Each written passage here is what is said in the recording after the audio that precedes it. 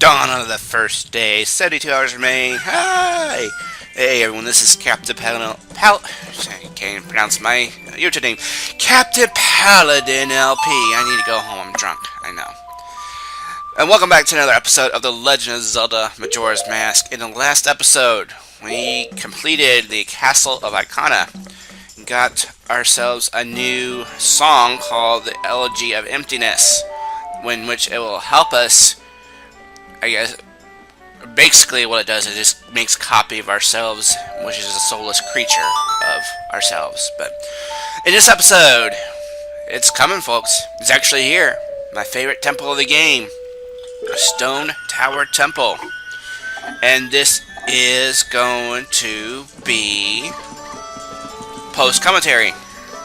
And which sucks, I know, because I don't know why my Audacity keeps messing up, but I am witnessing the game as we speak, so it won't be too much hassle, if you know what I'm saying.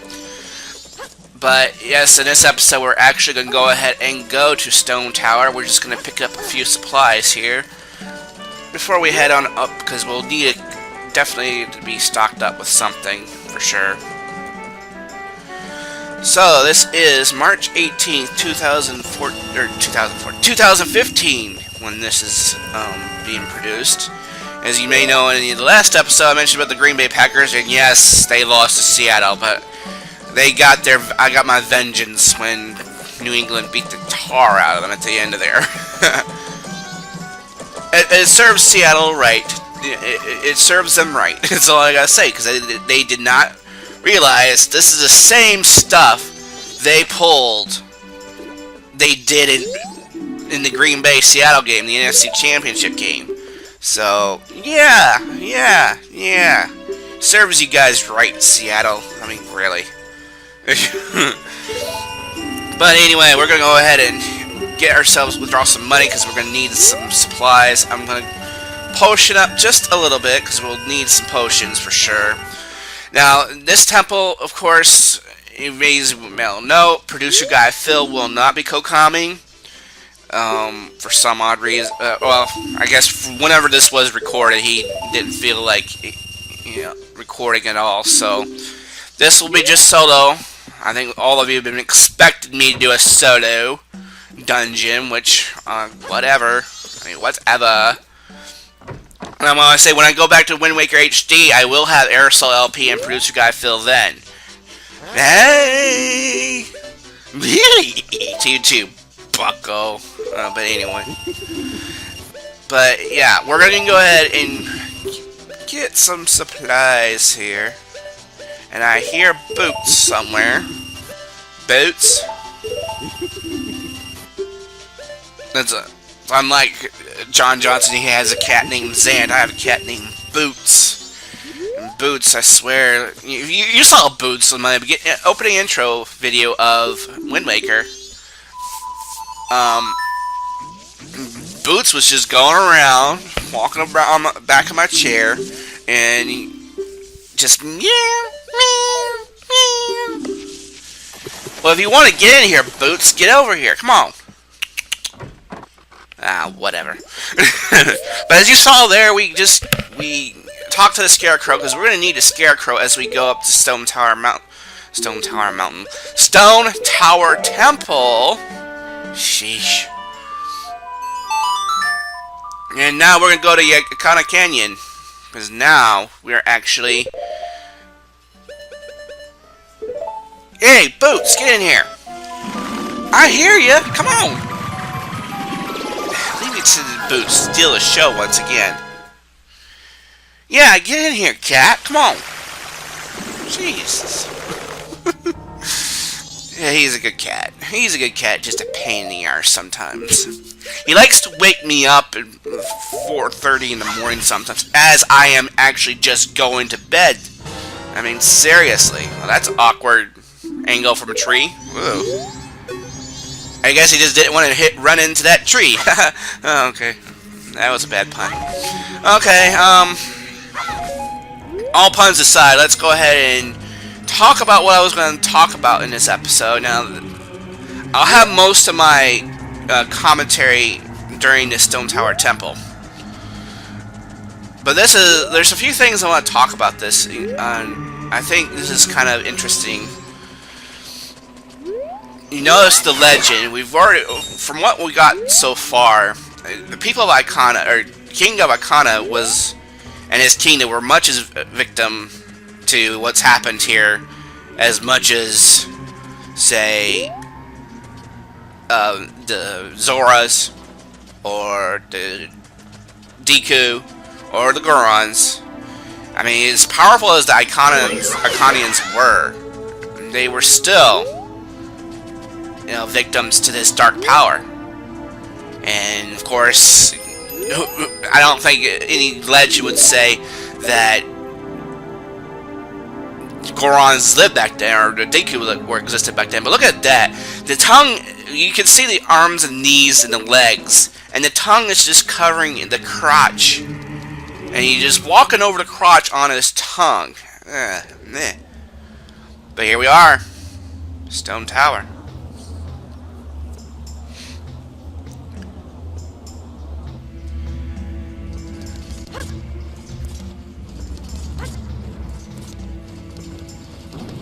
This is, I'm gonna let you listen to the music for just a little bit.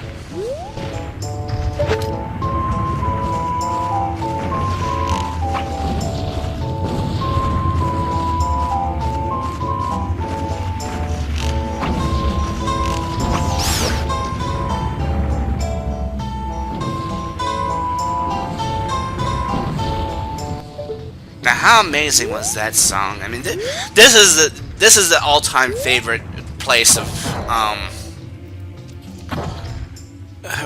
big fan favorite area of this game. Let's just put it to you that way. I mean, it almost has, like, if you ever played Mario Party 4, you know, Mystery Land, this is kind of similar to that.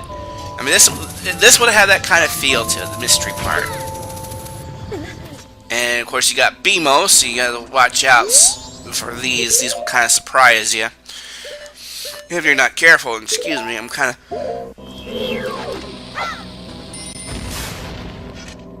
I had to suppress the yawn there. I actually muted the mic so it wouldn't. The mic, you wouldn't hear me yawn like crazy.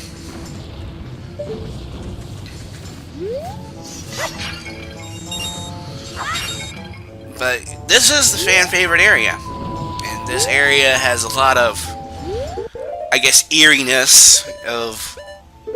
No, I guess eeriness of evil. It almost has the. I guess what my bro Hammer mentioned in the comments of the last episode, that this almost has an Indiana Jones kind of feel to it. I don't know if Link was ever portrayed himself as Indiana Jones, but this does have an Indiana Jones feel to it. I mean, I don't know which movie. I've seen all of them up to this point. I don't know if they're actually going to ever do number 6 or number. They made how many so far? They made 5, but no one Harrison Ford. It might be the end of him, because he recently was in a plane crash. There you are, Boots. I hear you. I see you stalking in here. A stalk kitty, I swear. I don't know where I got that from, but what you need to do here, and this is what we spend the entire episode doing, is this is a vertical level, and some people don't like vertical levels, but this is a vertical level. I would say this is the only vertical part of this area. The other parts of it, of course, and there's of course the shell that you leave behind after you play the Elegy of Emptiness, and you gotta do this several times. I mean, this is a long-winded process that will even climbing up is sometimes a mystery here. But you do need to kind of use your cook shot. You do need your bombs, and I think most of it. I think you do need your If you're gonna be afraid of heights, this is not your level. Suffice to say, I mean, this is not your level. All right, so we need the Alright, we actually do need that, because that is the next thing we need to do. But I'm gonna go back and do a little bit of theorizing, just a tad, not much, because I'll spare it for the next couple episodes when I go back to normal commentary. This tower, I guess the fan theory about this tower is that this is, I guess, somehow related to the Tower of Babel, and this is, I'm kind of going by what, you know, Chuck Conroy has said in his playthrough of this, and, you know, of course, I know it's poor taste to quote Let's Players, which I have been selfishly doing, but this tower, the Tower of Babel, is kind of it was from the book of Genesis. And of course, if those of you know who the book of Genesis was all about in the Bible, cat, get out of my closet. I swear I'm going to myrtleize you if you don't watch it. I'll ship you to Mara, or maybe, I don't know. We'll see. But yeah, the tower, or the stone tower Stone Tower as somehow correlates with the Tower of Babel in the Book of Genesis. Now, the Book of Genesis, of course, is, you know, every theologian in the Christian faith favorite kind of book about how the earth was created. And of course, you know, the legend of Adam and Eve, of course. I mean, Adam being the first person to get laid by Eve. I'm like, okay, I don't know where I'm going with that one. If you if you read Urban Dictionary, you know what I'm talking about. But moving back to my point, though, the Tower of Babel was the tower itself. I don't know if it was such a bad thing, though, because the Tower of Babel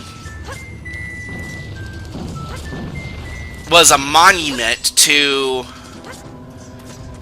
a community, and somehow this kind of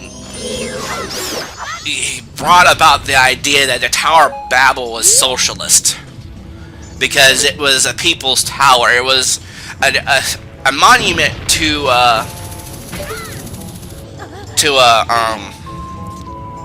trying to think. I'm kind of going on the fly with this, so bear with me. Yeah, the tower itself was a symbol of one language, and I'm speaking from of what I've read in the Bible of itself, because it's in, I think, chapter 11. And somehow God didn't like the Lord did not like how the people were communing in one language, so He destroyed the tower, and so that people will start speaking their own language, as if it was intentionally being segregated. That's what I understand. So, for those of you who are, Bible theologians, you're free to, comment on this, but this is what I gather. I mean, the people, evidently the Lord was not a socialist back then, where the tower symbolized this a form of unity, and somehow the Lord did not like that, which is kind of bull. I mean, we have one flag here in the United States. We are united with one flag, the United States of America, and yet we are separated by 50 states, but some people don't like the idea of a unified country where everyone speaks with one voice. There's some in this country that don't. However, obviously, when you saw the temple, somehow, this is the theory I'm going on, because I'm,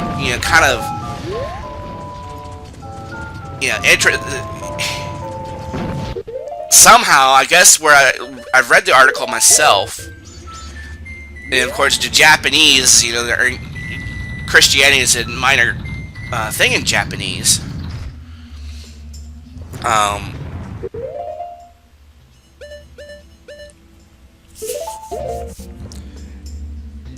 This is, I guess, what you call the Japanese view of how,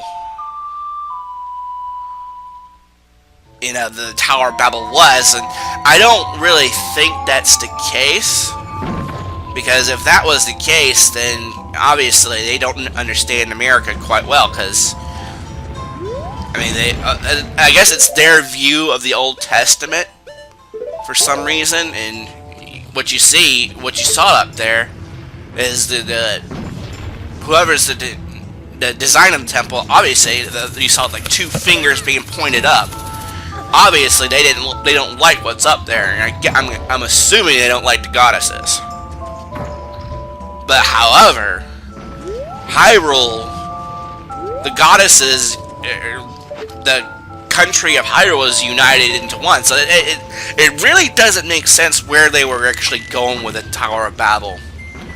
I mean, that theory, I'm not even sure it's even correct. Tower of Babel, of course, it was a monument to a united culture, I guess suffice to say. But it's very difficult for me to, you know, be commenting on something. But even though I have gone to Bible school, I mean, I was a Lutheran back in the young youth at some point, and I don't go to church much anymore. But yeah, that's the general theory of what the Japanese were going with this, and I think it's kind of misleading. Although, who's to know? Whoever the creators of this temple, obviously were the origins of the, assuming this is the origins of the hexing magic and rituals and whatever, and this, or and that. Obviously, they wanted independence. It's kind of a collective magic or something, collective will somehow. And it's kind of, my theory is not that exactly, you know, I'm not very good at critical thinking. If you want to know why it's very difficult for me to, you know, talk to anybody, it's my critical thinking skills are not exactly that great. I tried going to the Hyrule Academy, and you've ever listened to the show on Radio Hyrule? There is a show about Zelda lore, fiction, and watch out for that bat. He's going to come and dive bomb you, because he sees you.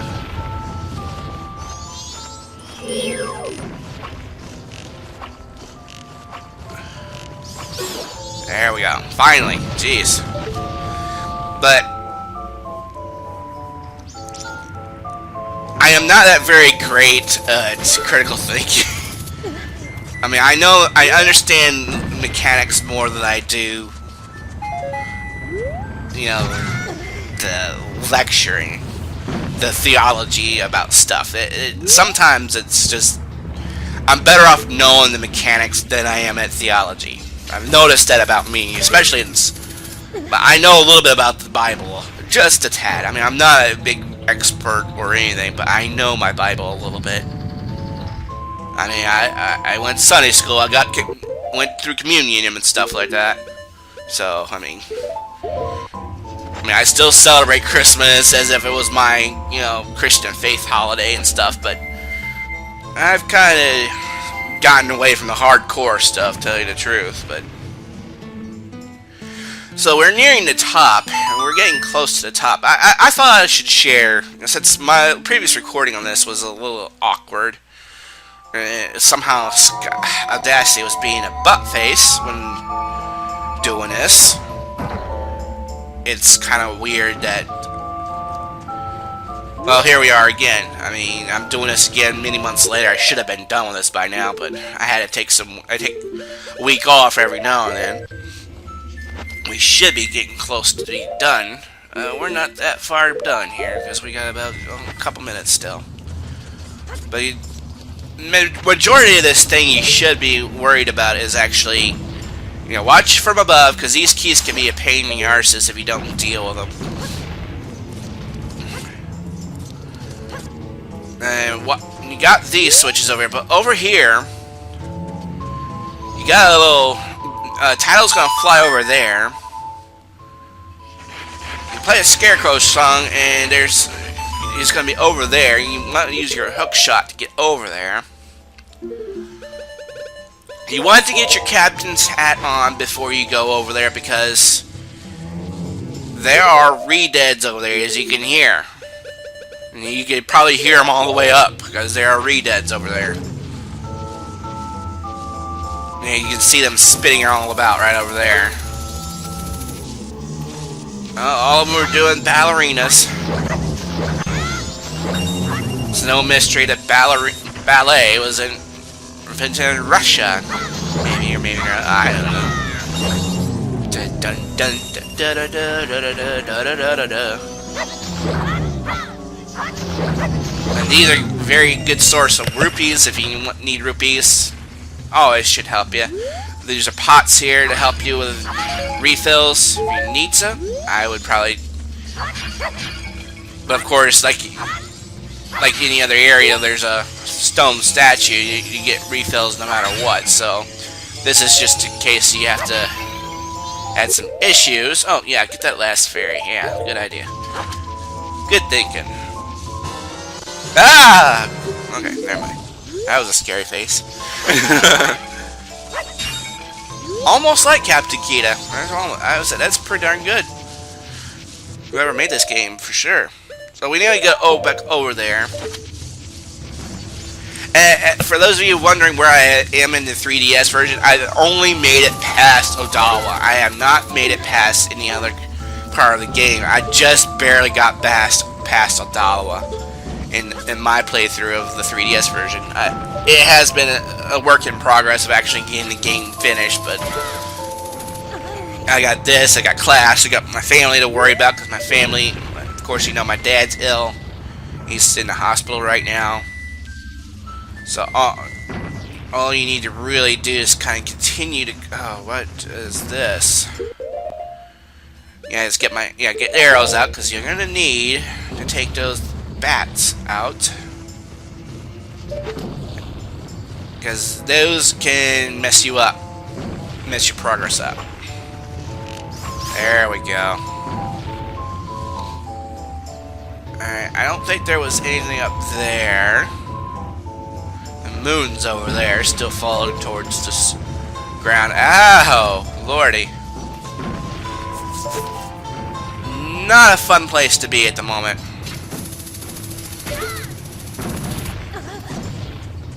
Alright, see, this is a vertical level. And I know for a fact that PGP doesn't like vertical levels. Just wait till you get to the, oh, what am I thinking? Our Super Mario Bros. 3 Versus, which is coming up. Officially released. Yes, we have actually talked about it, and now we'll make the announcement. There is a Super Mario Bros. 3 Versus coming to the CPLP channel. The trailer should be released in the coming days. But here we are. We're on the top of Stone Tower actually. You got some refill pots up here, and of course the owl's up there. So if you need to, you can go ahead and just hit the owl statue. You should be all set to go. And 3, 2, 1. But yeah, also I guess I should mention, in the Japanese version, they didn't put that there. And I'm going to assume it's the Japanese version of the N64. They did not put that owl statue there. So if you had to come back down, you had to make the climb up the tower again and spend like a couple hours doing that. So yeah. So Nintendo of America, did you a favor in that one. Put owl statue there. I mean, and now you got another final solution here of actually trying to get these blocks over. Oh man.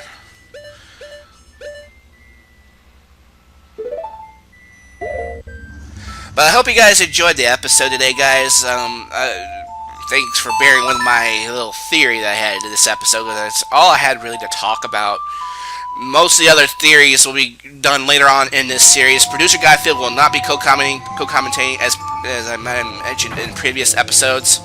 I hope you guys understand because, well, he was just not exactly feeling it whenever I was recording these episodes. So he'll be back. Maybe whenever I redo Wind Waker, he'll be back for that.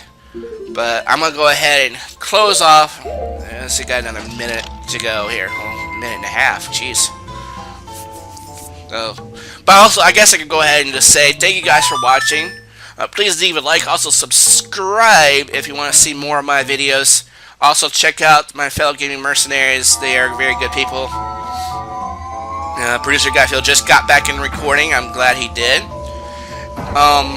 Also, check out IMR92LP's version of this game. He's also co-commenting this. Or, not co-commenting, but... Well, she did co-com it, but... She did, she's also doing Majora's Mask of the Nintendo 64. So, be sure to check that out. Also, check out the new upcoming Versus in the coming month. We'll be starting that Versus next month. We're hoping to have our Super Mario 64 Versus done soon. Whenever we get that done. But for now, I am going to go ahead and end it here. So, next episode, we're going to go ahead and take on Stone Tower Temple. As you can see, right across from there. Very lovely sight. Obviously, it did not like the goddesses, as you can tell. The freakish design. Yeah, Macau, it was rather freaky, to tell you the truth. So, until then, this has been CaptainPaladinLP. We will see you guys inside that gaping hole of a mouth. Pause. The next episode. Take care, everyone.